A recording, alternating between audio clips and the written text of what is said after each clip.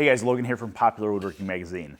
So it's no secret that I'm an avid turner, and living in the middle of Iowa, we have access to a lot of fresh trees, and that's one of the things I like about turning. The material is all around us, and if you're willing to go pick it up, you can usually get it for free. But working with this green material can kind of cause some issues if you're turning bowls.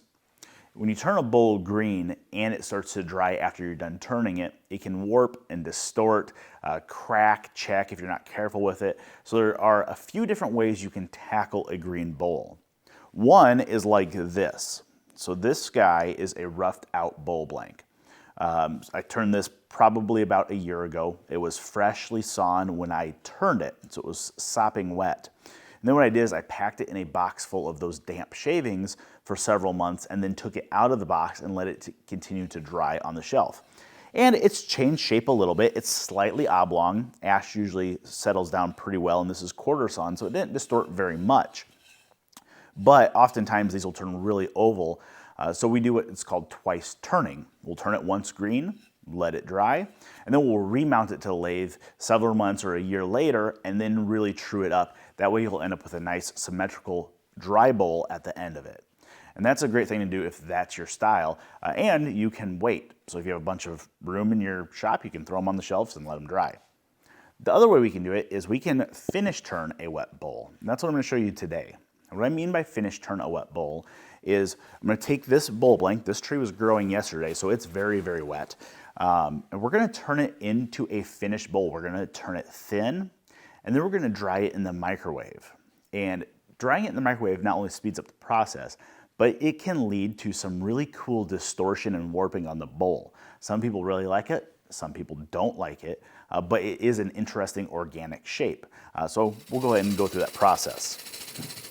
So the first thing we're going to do is we're going to turn the outside of the bowl. And to do this, I'm going to use a 40-40 grind. I'm going to true up the face, and then I'm going to make my outside shape. As I'm turning the outside of the bowl, I'm going to be cutting from the smallest diameter to the biggest diameter. That's going to be the correct grain orientation. And I'm going to concentrate on trying to get as smooth a finish as I can. Not only do I want the cut to be smooth, I want the shape to be smooth. Unlike sanding dry wood, sanding wet wood can really gum up the sandpaper, and it can just kind of be a pain to do. So we're going to aim for a clean finish off the tool and a good shape. After I have the outside done, I'm going to mount it in a chuck, and we'll talk about turning the inside.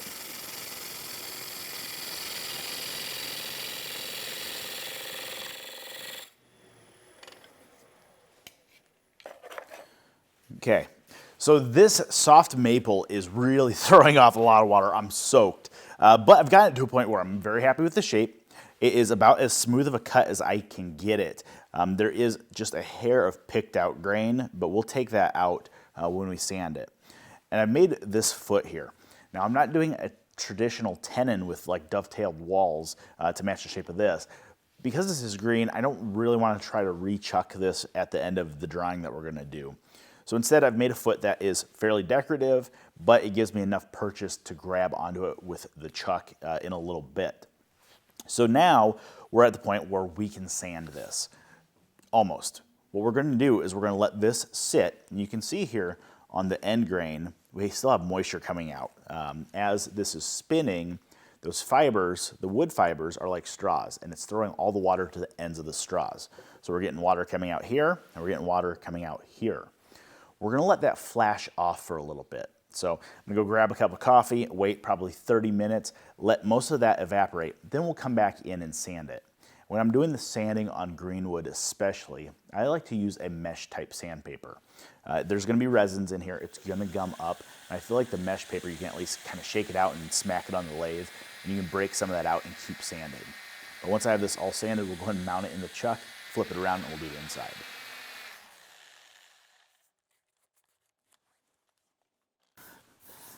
All right, so now that outside of the bowl is nice and smooth, and we can go ahead and take it off of the faceplate that I have it mounted on.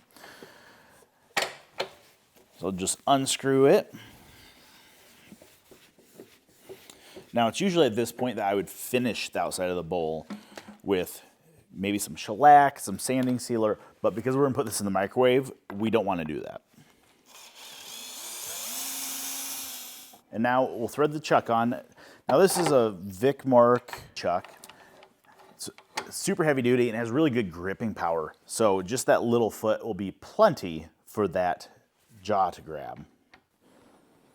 Okay, then what I usually do is I'll hold my finger right in the center of where either the screw chuck or the faceplate was, and just apply good inward pressure on that headstock to make sure that everything centers up as nice and neat as it can. There we go. And because this is wet wood, I don't want to crush this down super hard. You can actually shear that foot or the tenon off if you do, but we're gonna make sure she's nice and snug. We don't want her coming out.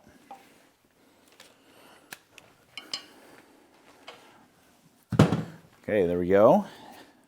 And that's spinning pretty true, but here's the thing, as soon as I start cutting the inside, we're severing those wood fibers. They're like rubber bands, and as we cut them, this thing is going to release tension and it's going to start moving. It's going to oblong a bit.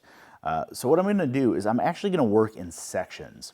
Usually I'd take the entire inside out at once and just make a nice smooth cut in multiple steps, but I would get one big cut from the top of the bowl all the way into the bottom as a finish cut. I don't think I'm going to be able to do that with this. I'm aiming for this to be thin.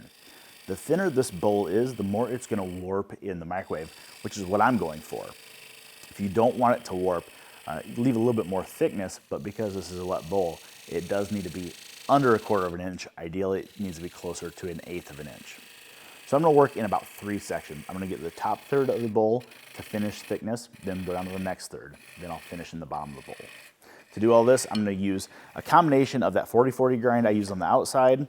I may use my Irish grind or an Ellsworth grind and my traditional grind bowl gouge really to get into the bottom.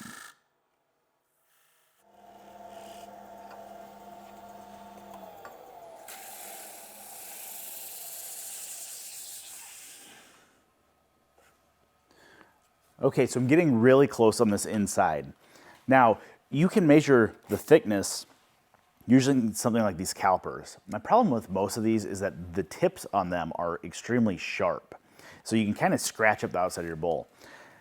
But when you're turning green wood and you're going really thin like I am, you can actually use a light and you can judge your thickness, at least your evenness of your wall thickness, by looking at the inside of the bowl. As the light's coming through, you can see where is thicker because the light won't be coming through as much, and where it's thinner, it'll be a stronger light. So we're almost at the point where I'm going to let this dry for 30 minutes again, and then I'll come in and sand the inside, and then we'll head over to the bench and bring the microwave in. Okay, so I think the shape works really nicely on this bowl. It's nice and thin all the way down. You can't see through it unless you have the light right up to it, and I can feel it's still damp. So now we're ready to dry this. I could just throw this on the shelf and it would air dry naturally and distort how it will in the microwave. But we can really speed it up by sticking it in there. Now the distortion happens really because these growth rings, as they dry, they want to straighten out. So we can almost predict, and if you do this enough, you can kind of predict how this is going to distort and move. For example, if we had the pith or the heart of the tree on these two sides, those two sides would raise up and these other sides would drop down. So you'd end up with kind of a crown on these two ends. Because this is quarter sawn, it may not distort a ton, but we'll see. So I'm gonna stick this in the microwave. We're gonna do several iterations of this. I'm gonna microwave it for 60 to 90 seconds at a time and then let it cool off in between. And I'm probably gonna do that 4 or 5 times. And when it comes out, you'll see it's steaming. That's the water that's within these cells evaporating and getting out of there.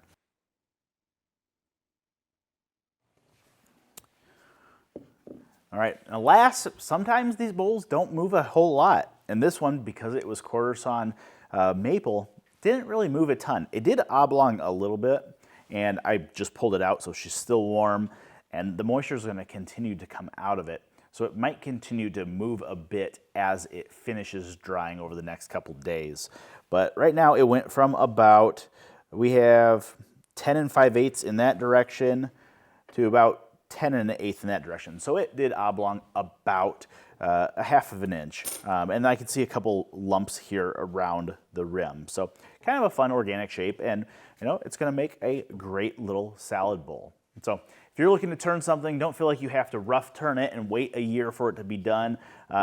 Sneak a bowl into your microwave, preferably when nobody else is home, and see what happens. Might come up with something cool, might end up with just a nice dry bowl.